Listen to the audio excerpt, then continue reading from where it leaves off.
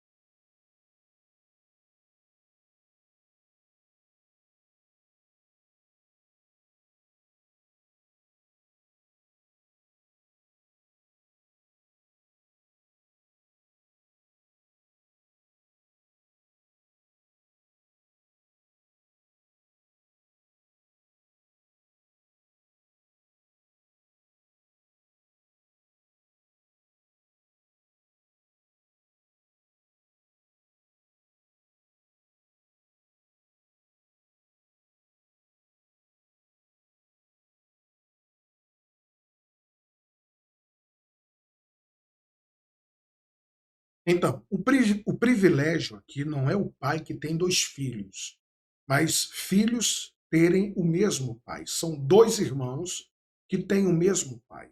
Quando o Senhor Jesus veio à Terra, ele não veio restaurar a paternidade, ele veio restaurar a filiação.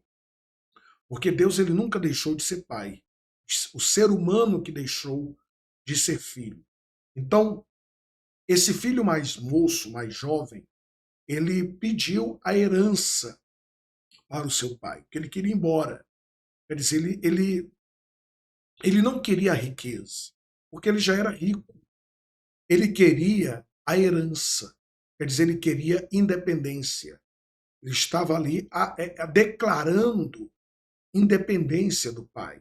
Então, ele chega para o seu pai, né, e pede a herança e se despede. Né? Ele queria administrar sozinho. Só que uma independência sem maturidade é falência. Ele queria independência, mas não tinha maturidade para aquilo. Ele queria, tipo, a consequência do dinheiro, que o dinheiro poderia lhe oferecer.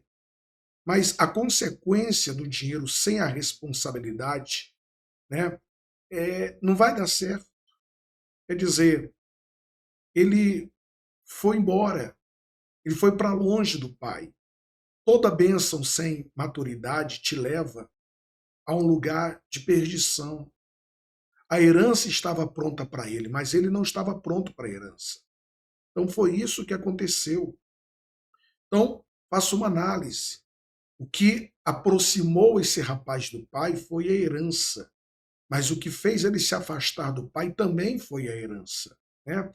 Então, qualquer bênção que nos afasta do pai é uma maldição. Tudo que você está recebendo, né, te afasta do pai, você tem que analisar. Porque se te afasta do pai, não foi ele quem te deu. Tudo que Deus dá não é para dividir, é para nós nos aproximarmos dele cada vez mais. Então, a ideia não é fazer você se achar o tal. A ideia é fazer você se encontrar. Né?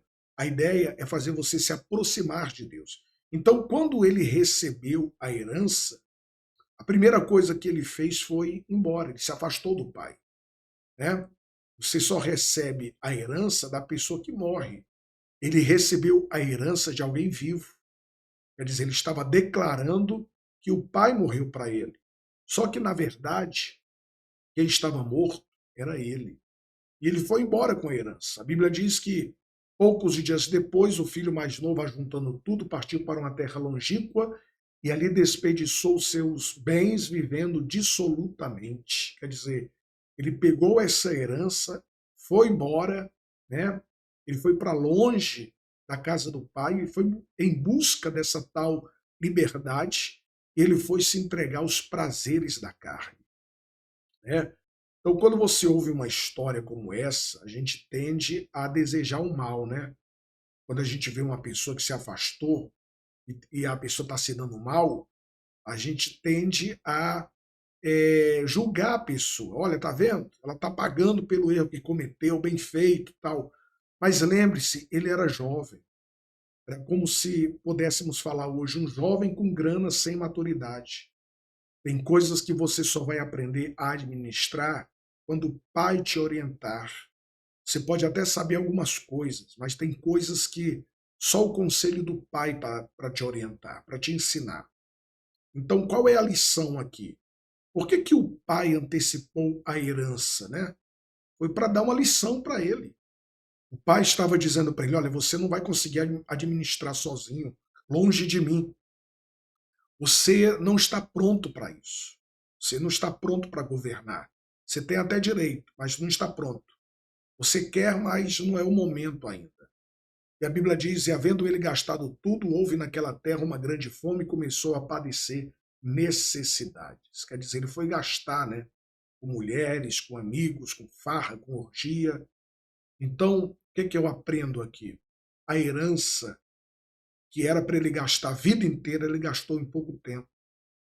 Então, o problema não está na herança, está na maturidade, na responsabilidade de quem ainda não está preparado para receber uma bênção tão grande. Então, a antecipação dele fez ele fazer um monte de besteira, um monte de bobagem. Ele não estava preparado. E chegou-se a um dos cidadãos daquela terra, o qual mandou os seus campos, para os seus campos, apacentar porcos. E ali ele desejava encher o seu estômago com as bolotas que os porcos comiam, e ninguém lhe dava nada. Quer dizer, depois que ele gasta tudo, gastou tudo, tudo, tudo, ele vai tentar recomeçar a vida. Só que aonde ele está querendo recomeçar a vida? Longe do pai, não é perto, é longe. Perto de um homem que tinha muitos porcos. E uma observação: para o judeu, porco é sinal de maldição. O judeu não come carne de porco. Essa distância dele do pai fez ele se aproximar dos porcos. Podemos dizer assim, lugar de maldição. Ele começa a trabalhar para uma pessoa que tinha porcos. Ele desejou comer da comida dos porcos. Ele não comeu, ele desejou. Então, você já viu porco comer na mesa? Porco não come na mesa. Porco come no chão. E o filho não come no chão, o filho come na mesa. Qual é a ideia do mal? Te arrancar da mesa para fazer você comer no chão. Qual é a ideia de Deus? Te arrancar do chão para fazer você voltar a comer à mesa. Então, não era os porcos que estavam no ambiente do rapaz, era o rapaz que estava agora no ambiente dos porcos. Então, quando você está no meio dos porcos espirituais, você permite que aquele ambiente contamine o seu interior? Ou você permite que aquele que transformou o seu interior, o Senhor Jesus, venha contagiar o ambiente onde você está inserido? Ele estava no meio dos porcos, mas não se tornou. A Bíblia fala que, tornando em si, disse: quantos empregados de meu pai têm abundância de pão e eu aqui pereço de fome? Levantar-me-ei e irei ter com meu pai, dir-lhe-ei: pai, pequei contra o céu e perante ti. Já não sou digno de ser chamado teu filho. Faze-me como um dos teus empregados. E levantando-se foi para seu pai, e quando ainda estava longe, viu seu pai e se moveu de íntima compaixão e correndo lançou-se-lhe ao pescoço e o beijou. E o filho lhe disse: pai, pequei contra o céu e perante ti, e já não sou digno de ser chamado teu filho. Então a Bíblia diz que ele vai cair em si, né? Ele vai se arrepender. Ele perdeu a herança, perdeu os amigos, perdeu o dinheiro, mas uma coisa ele não perdeu: o caminho de volta para a casa do Pai. Nada te ensina mais do que as derrotas, né? As vitórias te ensinam a celebrar, as derrotas te ensinam a recomeçar. E ele voltou, né? E o pai o recebeu de braços abertos. Mas o pai disse aos seus servos: trazei-me depressa a melhor roupa, vesti-lhe, ponde-lhe um anel na mão e sandália nos pés. Quer dizer, por que o pai vai vestir ele? Você já percebeu que escravo não muda de roupa? Só muda de roupa quem é filho. Se você chegar numa cadeia agora, eles vão estar com a mesma roupa. Daqui a 10 anos vão estar com a mesma roupa, porque escravo não muda de roupa, só os filhos.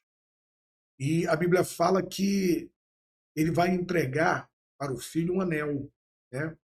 Ele vai falar: traga um anel para que eu possa colocar nele, para que possamos celebrar este momento. Anel fala de autoridade. É como se o pai estivesse dizendo: eu estou te restituindo a autoridade que você perdeu. Você saiu de casa, você deixou de ser filho, mas eu te recebo de novo. E a terceira coisa foi que o pai deu sandálias novas para o filho.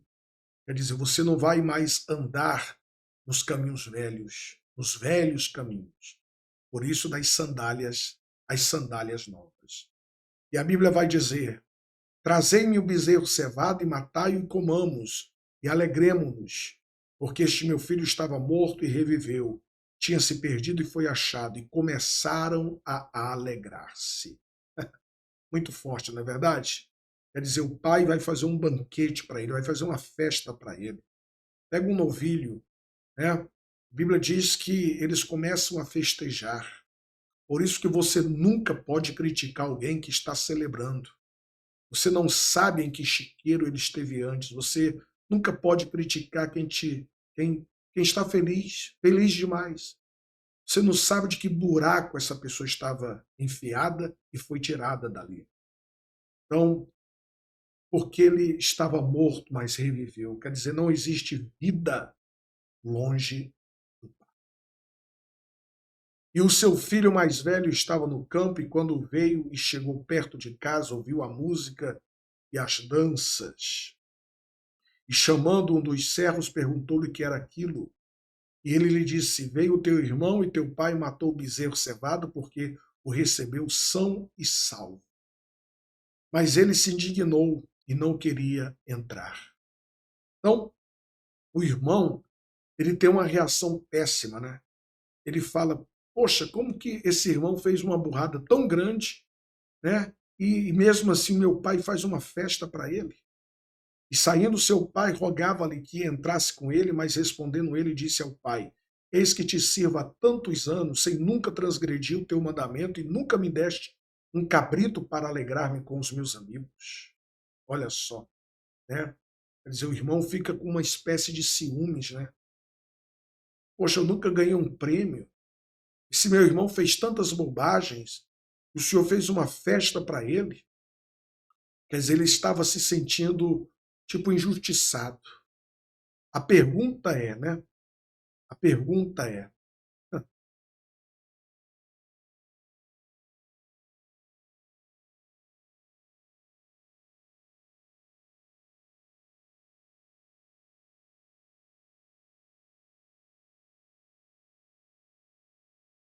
você vê, né? O irmão fica com uma espécie de ciúmes. Né? Eu nunca fiz bobagem, nunca fiz besteira, nunca ganhei um prêmio sequer.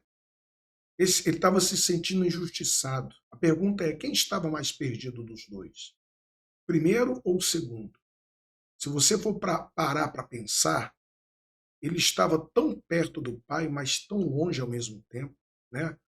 O primeiro filho estava longe, mas depois que ele está perto, né? O filho mais velho estava perto, mas ao mesmo tempo estava longe. É trágico quando você está perto, mas está longe. Às vezes a gente pode estar perto de pessoas, mas distante delas. Os dois estavam perdidos. Um estava perdido do lado de fora e o outro estava perdido do lado de dentro. Você vê Judas. Judas estava perto de Jesus, mas nunca esteve com ele. Nem todo mundo que está perto está dentro. Judas tinha acesso ao prato de Jesus, à sabedoria de Jesus, mas não tinha acesso ao coração de Jesus. Estava do lado de Jesus, mas estava longe ao mesmo tempo.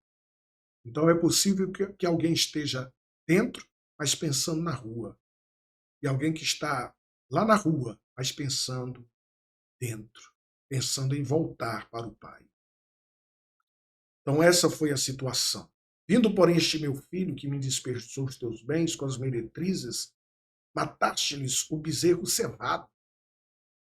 E ele lhe disse, filho, tu sempre estás comigo, e todas as minhas coisas são tuas, quer dizer, tudo que é meu é teu. Então, ele estava ali acusando o irmão, né? Ele gastou com mulheres, ele gastou com orgias, e o Senhor faz uma festa para ele. Filho, tudo que é meu é teu. Tudo que é do pai é do filho por herança. A herança não é só para um filho. Quem tem, por exemplo, 3, 5, 6 filhos, a herança é para todo mundo. O pai consegue compartilhar com todos. Quer dizer, ao invés dele celebrar o retorno, ele fica chateado. Então, se eu não aprender a celebrar as vitórias dos outros, eu não estou pronto para as minhas conquistas. E ele continua, mas era justo alegrarmos-nos e folgarmos, porque este teu irmão estava morto e reviveu. Tinha se perdido, quer dizer, não tem filhos. Deus não tem filhos prediletos. Não tem. Mas quanto mais você se arrepende e você se entrega a Deus, você vai receber o amor dele, você vai receber as coisas eternas, coisas preciosas. Esse irmão, ele não foi sábio. Então a questão não é ter, é uma festa. Tem nada a ver. A questão não é festa, bezerro. A questão é saber se o seu irmão está de volta à mesa, está de volta à casa. Quer dizer, a família está junta novamente. Muito forte, não é verdade? Que Deus abençoe a sua vida.